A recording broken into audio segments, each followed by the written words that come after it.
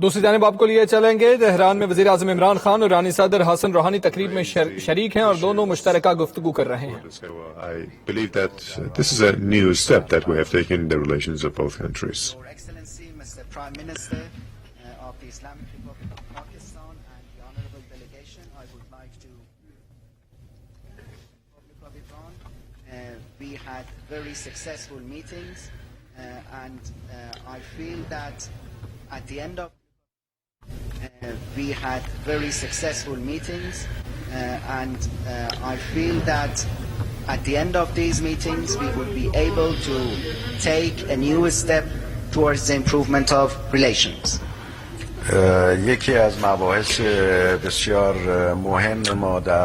of the important topics on the agenda of today's discussion was the fact that the two countries are determined to expand bilateral relations, and we also emphasize the point that no third country is able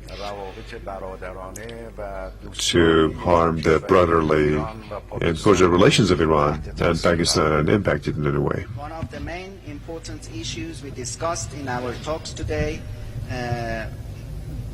indicated that the two countries are keen on developing relations, and we both emphasize that no third country is able to influence the brotherly and friendly relations between Iran and Pakistan. The issue of border security was another topic of discussion.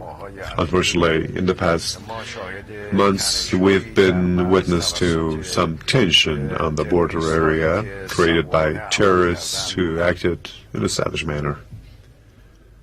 And the issue of the security of the borders was also discussed in our meetings. Unfortunately, in recent months, we witnessed some tensions in the borders and the terrorists did some attacks. We are pleased to say that the Pakistani side, there are different grouplets that are embarking on inhumane activities, and the Pakistani government has called them and labeled them as terrorists and will treat them as terrorists. We are also delighted that the Pakistani side is going to proscribe as terrorist groups any group which in our region is committing inhuman activities.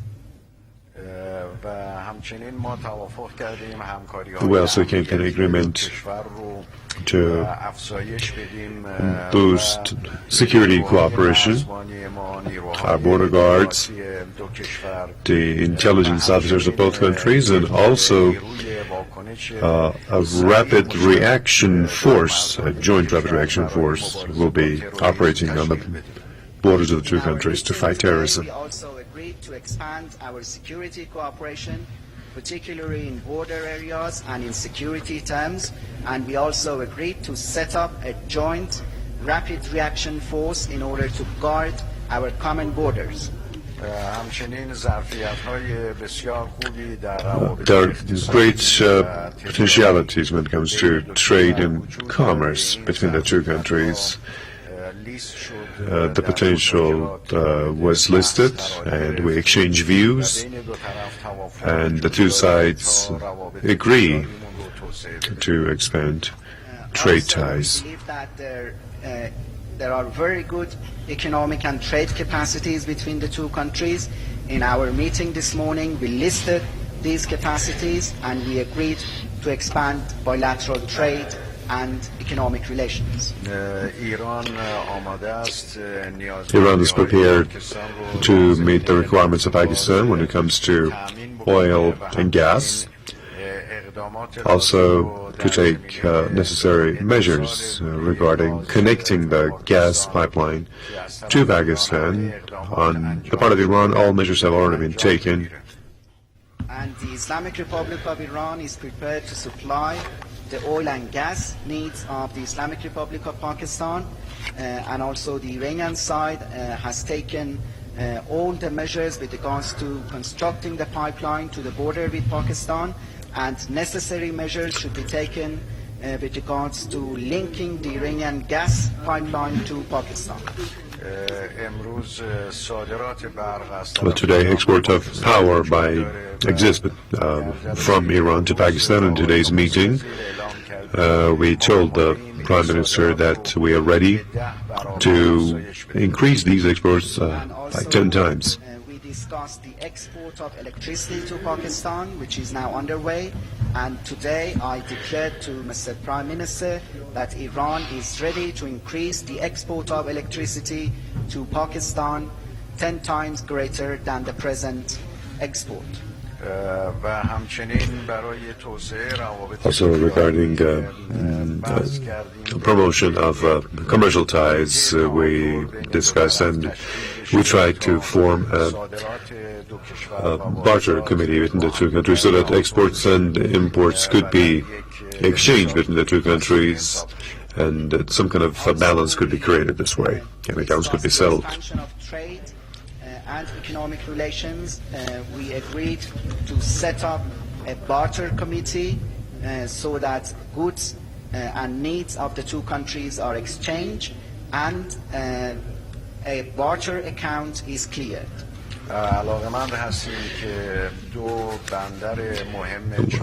there are two major Chabahar and Gwadar port cities. We are keen for these two port cities to have better relations, and so that we could connect the two ports by creating a railway network. Expanding the two ports of Gwadar and Chabahar, and we are interested in establishing closer relations between two ports so that these two ports could be linked through railway in order to benefit the residents. In terms of issues related to region and also the need for further cooperation between Iran and Pakistan toward peace and security in Afghanistan, as well as some other regional issues, we exchange views. We also discussed a variety of issues with regards to regional problems and the necessity of cooperation in order to provide stability and security in Afghanistan. We also discussed other significant regional issues. Some inaccurate measures have been taken by the U.S. in this region, especially as regards the Quds issue, the Golan Heights, and also insulting the Islamic Revolution Guards Corps. We've also exchanged views on those topics. We also discussed the inappropriate measures taken recently by the United States in our region, in particular with regards to the Holy Quds, the Golan Heights, and the recent insult by the American administration to the Islamic Revolutionary Guard Corps. Iran, Pakistan, and Turkey have been founders of the ECO, and the relation among these three countries have always been really good. And today, too, we are keen to see expansion of the three countries' relations, and the railway from Istanbul would be actively linked to Islamabad, so that Europe could be connected to Pakistan and then China. Iran, Pakistan, and Turkey are the founders of the Economic Cooperation Organization. In the past, the three countries have had very good relations. Today, we are also interested in expanding trilateral cooperation. In particular, we emphasized on the implementation of Istanbul, Tehran, Islamabad Railway. Well, I'm pleased that the Prime Minister has emphasized that he is not taking part in any war coalition. He will never do that. And the two countries are determined to see peace and security prevail in the whole region. His Excellency, Mr. Prime Minister, reiterated that Pakistan is not going to join any military coalition or war coalition, and the determination of the two governments is based on establishing peace and stability. Mr. Prime Minister also extended an invitation to me for an official visit to Pakistan. I've accepted that invitation, and hopefully In due time, I will be able to make a visit to brotherly country of Pakistan, also pay a visit to Islamabad.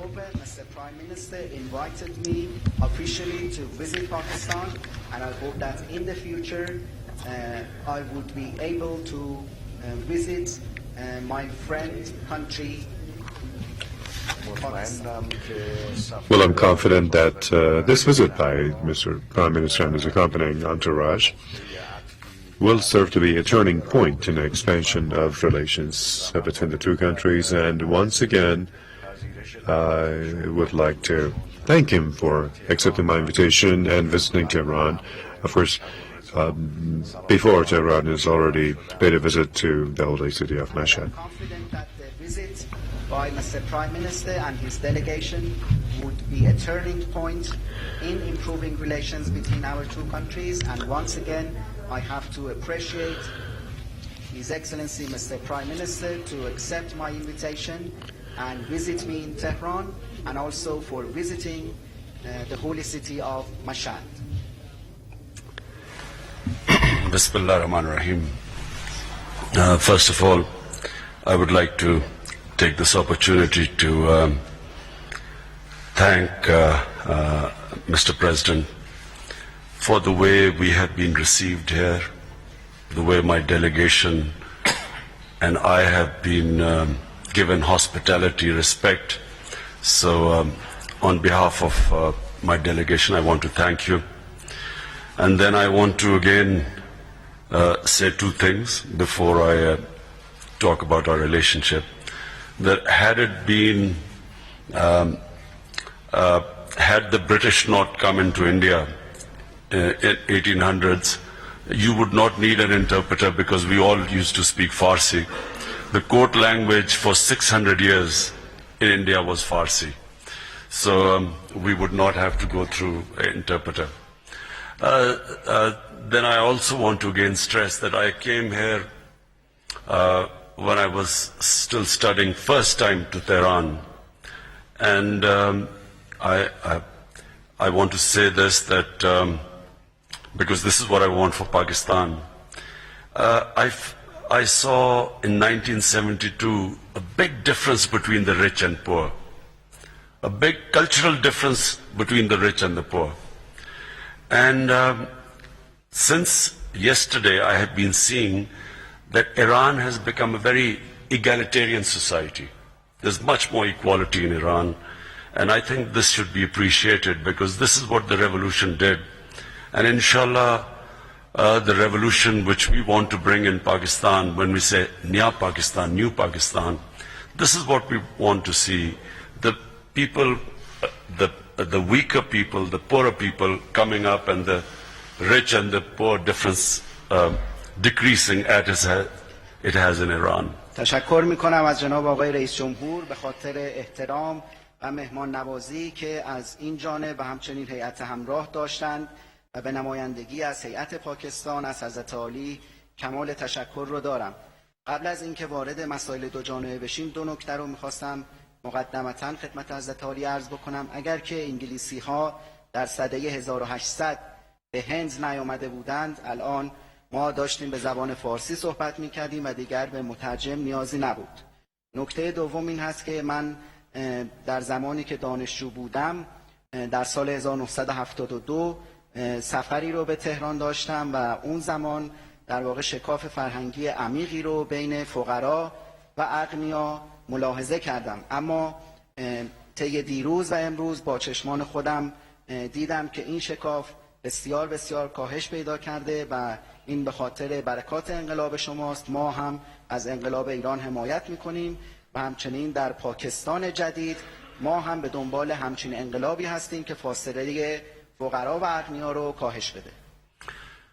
And the most important reason why I'm here, Mr. President, is because I felt that the issue of terrorism was going to become a divisive part, was going to increase differences between our countries. So it was very important for me to come here and come with our security chief, that we resolve this issue. In Pakistan, we have suffered more terrorism than probably any other country. In the past 12 to 13 years, we have lost over 70,000 people to terrorism. And the Pakistan military and Pakistan intelligence agencies, full appreciation must be made to our security agencies, the way they tackled terrorism in Pakistan and overcame it. We are much luckier than Afghanistan, where despite all NATO's strength and despite the Afghan security forces, they could not overcome militancy the way we did in Pakistan. But what we have decided in Pakistan, and this is the entire political spectrum in Pakistan, we have come to the conclusion that we will not allow any militant groups to operate from our soil. We have, this government, for the first time in Pakistan, is dismantling any militant group in our country. And this is not from outside pressure. It is a decision made through consensus across the political spectrum in Pakistan that we will not allow our soil to be used by anyone against anyone. مهمترین دلیل سفر من جناب آقای رئیس جمهور به کشور شما این بود که بنده احساس کردم که اگر مسئله تروریسم بین دو کشور وجود نداشت، اختلافات افزایش پیدا نمی‌کرد و این مسئله تروریسم هست که باعث افزایش اختلافات شده و مهم بود که من امروز به کشور شما سفر بکنم. همراه من رئیس امنیت پاکستان وجود داره. ما در پاکستان از تروریسم رنج میبریم و شاید کشوری باشیم که بیشترین رنج رو از تروریسم بردیم. طی 12-13 سال گذشته 70,000 تلفات جانی رو ما داشتیم و باید به همین دلیل از ارتش و آژانس‌های اطلاعاتی پاکستان برای مبارزه با تروریسم من تشکر بکنم. ما مثل افغانستان نیستیم که با حضور نیروهای ناتو و همچنین سربازان امنیتیشون هنوز نتوانستند که تروریست رو از بین ببرند و ما دستاوردهای فراوانی رو در مبارزه با تروریست داشتیم و اکنون تمام طیوف سیاسی در پاکستان به این نتیجه رسیدند که ما نباید اجازه بدیم که گروه‌های شبه نظامی از خاک ما علیه کشورهای دیگه برای انجام اقدامات تروریستی استفاده بکنند. Just a few days back, 3 or 4 days back, we have 14 of our security personnel were killed by terrorists in Balochistan, and I know that Iran has suffered from terrorism, which are from groups operating from within Pakistan. So the security chief will be sitting with his counterpart here. And today they will be discussing ways of cooperation, and so that we have trust in each other that both countries will not allow any terrorist activity from their soil. And we hope that this will build confidence between us. It will help build our future relationship where we have complete confidence in each other that we will not allow any damage being done to your country from our soil. چند روز قبل، در واقع 2-3 روز قبل بود که 14 پرسنل امنیتی ما در یک عملیات تروریستی در استان بلوچستان پاکستان کشته شدند. ما میدونیم که ایران هم از تروریسم رنج میبره و در واقع از گروه‌هایی که از خاک پاکستان استفاده میکنند رنج میبره. به همین دلیل من رئیس امنیت رو همراه خودم آوردم که با همتایان خودش ملاقات‌هایی را خواهد داشت. ما این اعتماد رو باید برقرار بکنیم و به همدیگر اعتماد داریم که هر دو کشور اجازه نمیدن که خاکشون علیه کشور دیگری برای اقدامات تروریستی استفاده بشه. ما نیازمند اعتماد سازی بیشتر برای همکاری در حوزه‌های مختلف در آینده هستیم. And then the issue of Afghanistan, the 4 decades of war in Afghanistan has affected Pakistan and Iran. Pakistan hosted at one point 4 million refugees. Today Pakistan has 2.7 million Afghan refugees in our country. I know that Iran also, I think you have almost 3 million refugees in Iran. It is in the interest of both our countries that there is peace in Afghanistan. And if we will cooperate with each other in helping there being a political settlement there. And I know it is in the interest of both of us, because if there is peace in Afghanistan, not just that for people of Afghanistan who have suffered for 4 decades, but it is also, it will help Pakistan and Iran in our trade. Once there's peace, we will have trade, employment for our people, better standard of living for our people. So we decided to cooperate on that too, on helping there to be a political settlement in Afghanistan. در حوزه افغانستان هم ما میدونیم که 4 دهه هست که افغانستان در جنگ به سر میبره و مردم افغانستان در حال رنج هستند. ما در پاکستان پذیرای 4 میلیون پناهجوی افغانی هستیم و در ایران هم من اطلاع دارم که 3 میلیون پناهجوی افغانی وجود دارند. بنابراین به نفع هر دو کشور هست که صلح در افغانستان پابرجا بشه. ما آماده همکاری با ایران هستیم تا در واقع موضوع افغانستان توسط یک راه حل سیاسی حل بشه، چرا که اگر صلح در افغانستان برقرار بشه نه تنها برای مردم افغانستان که 40 سال هست در رنج هستن مفید خواهد بود، بلکه برای مردم پاکستان و ایران هم مفید خواهد بود، چرا که ما میتونیم تجارت خودمون رو افزایش بدیم، اشتغال زایی بکنیم و استانداردهای زندگی رو بالا ببریم. بنابراین ما در جلسه امروز تصمیم گرفتیم که برای رسیدن به یک راه حل سیاسی برای برقراری ثبات در افغانستان همکاری بکنیم. And I feel strongly that without justice there is no peace, and a huge amount of injustice is being done to the Palestinian people. The Israeli decision to occupy the Golan Heights, making Jerusalem the capital, violates international laws, is an injustice to the people of Palestine. It will lead to further problems in the Middle East, uncertainty in the Middle East. Similarly, in Kashmir, the United Nations resolution clearly declares that the people of Kashmir will be allowed to decide their own destiny. And unfortunately, in the last 30 years, the Indian security forces, through brute force, have been trying to oppress the people of Kashmir and oppressing them from stating their, having their right to decide their destiny. Over 70,000 people in Kashmir have died every day. The security forces, because of their action, Kashmiris are dying. I feel very strongly that the only way is not military, is not through force, but through dialogue and through a political settlement. And once Kashmir is settled, the whole subcontinent will move forward. Trade, benefits of trade for the subcontinent, and then Iran also. If for Iran, Pakistan, Iran having access through Pakistan into the Indian market, to the Chinese market, so the whole area will develop. But the bottom line is that we have to have peace and stability, and that will only come through a political dialogue and not through military means. This is the same in as for the people of Palestine, and it's the same for the people of Kashmir.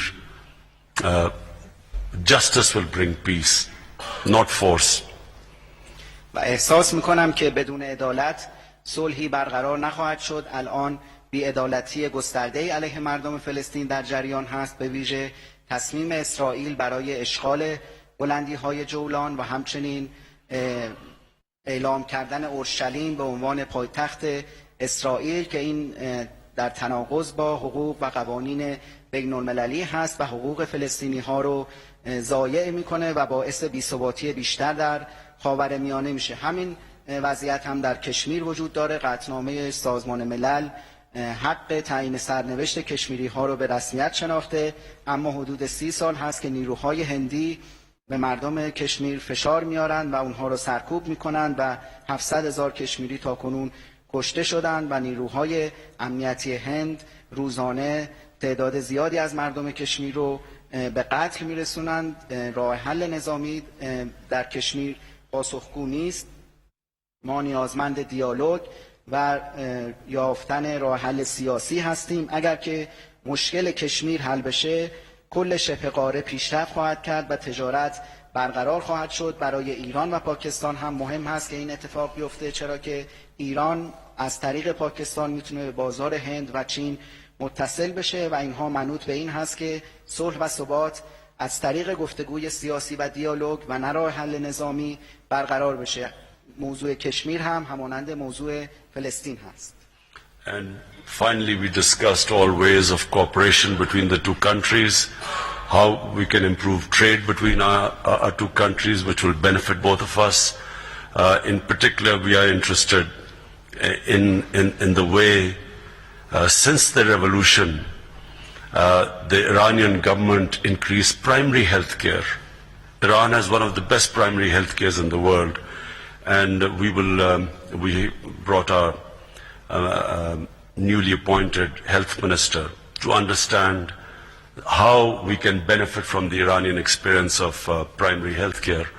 Apart from that, in energy, in other areas, science and technology, we can benefit from each other. So we have brought our team, we have brought our Minister especially of Industry and Commerce, how we can find ways of increasing our trade and cooperation, because at the moment we have very limited amount of trade with each other, and inshallah the idea is that once we improve trade, both countries will benefit from each other.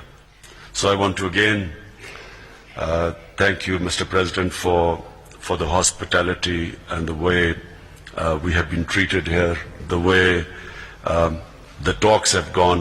I want to especially again thank you for this.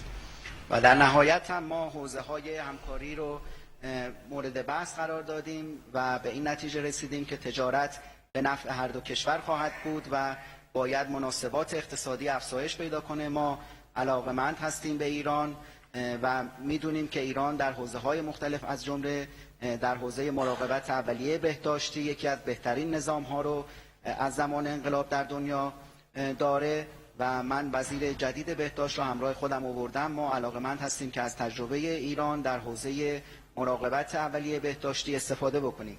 در حوزه انرژی و حوزه‌های دیگر از جمله علوم و فناوری هم تیم خوبی رو همراه خودم آوردم. وزیر صنعت و تجارت اینجا هست که بتونه روشی و ترتیباتی رو برای ارتقای مناسبات تجاری پیدا بکنه و انشالله این مشکل حل خواهد شد.